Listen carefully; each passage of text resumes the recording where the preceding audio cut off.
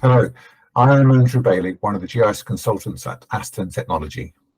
In this mini-series, I'm going to show you how easy it is to import data from Astun Data Services into iShare Insights with Power BI, from which your colleagues can analyse data and produce their own reports. In this demo, I'm going to use crime data from police.uk that's provided via Astun Data Services, but you can do this with any spatial data set. Don't worry about making notes. This is all documented. You will be able to access step-by-step guides from our website. You'll also be able to watch a video showing you how to download the data from ADS.